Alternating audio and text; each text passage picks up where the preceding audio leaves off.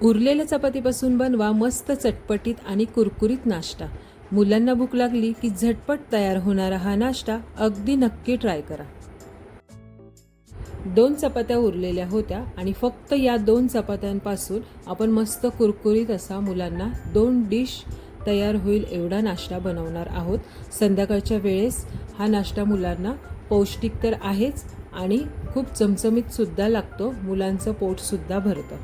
आता ही चपाती मी अशा पद्धतीने गुंडाळून कैचीने किंवा तुम्ही सुरीने सुद्धा कापू शकता, अशा पद्धतीने मी कापून घेतलेली आहे। लहान मुलांना किंवा घरातील इतर कोणत्याही व्यक्तींना भूक लागल्यानंतर बाहेरचं खाऊ घालण्यापेक्षा घरामध्ये अवेलेबल असलेल्या साहित्यात आपण खूप सुंदर चटपटीत असे पदार्थ बनवू शकतो। तर हा पदार्थ तुम्ही नक्कीच ट्राय करा। खूप सुंदर, परफेक्ट आणि खूप पौष्टिक असा हा नाश्ता आहे।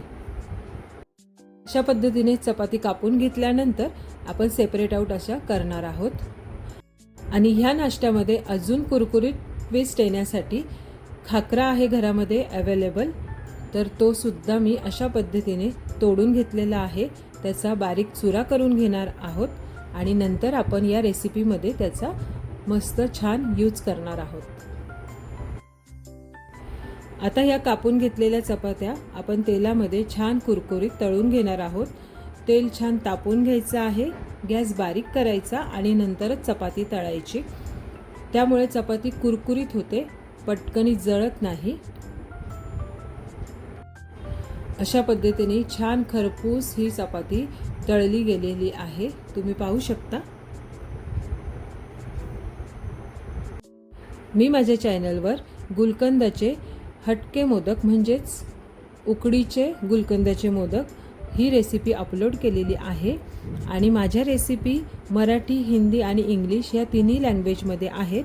तर तुम्ही नक्की सगळ्या रेसिपी पहा, तुम्हाला नक्की आवडेल, कारण घरामध्ये जे अवेलेबल साहित्य असतं त्याच्यामध्येच मी सगळ्या रेसिपी बनवते।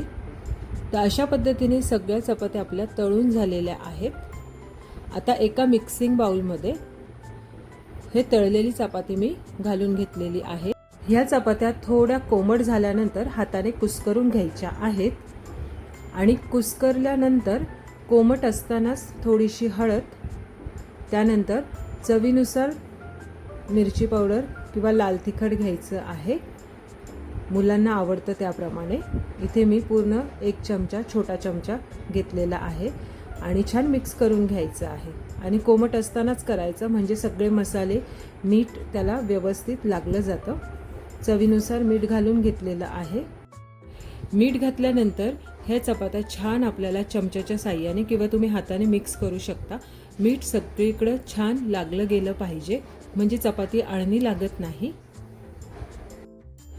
आता यावर आपण अगदी बारीक चिरून घेतलेला टोमॅटो घालून घेणार आहोत, त्यानंतर अगदी बारीक चिरून घेतलेला कांदा घालून घेणार आहोत आणि नंतर आपण कोथिंबीर घालायची आहे आणि जो खाकरा आपण बारीक चुरून घेतलेला होता तो सुद्धा यावर घालून घ्यायचा आहे।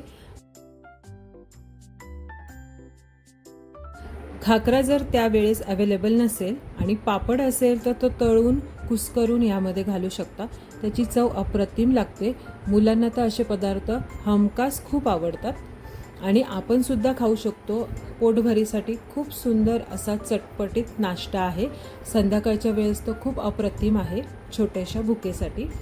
यावर ऑरेगनो घालून घेतलेला आहे, हवं असेल तर तुम्ही तुमच्या आवडीप्रमाणे चिली फ्लेक्स वगैरे टाकू शकता, लिंबू पिळून सर्व करू शकता। रेसिपी शेवटपर्यंत पाहिल्याबद्दल खरंच तुम्हा सर्वांचे खूप खूप मनापासून धन्यवाद। अशा छान छान रेसिपी पाहण्यासाठी स्वराज किचन या माझ्या चॅनलला नक्की सबस्क्राईब करायला विसरू नका आणि सर्वात महत्त्वाचं म्हणजे हेल्दी खा आणि हेल्दी रहा।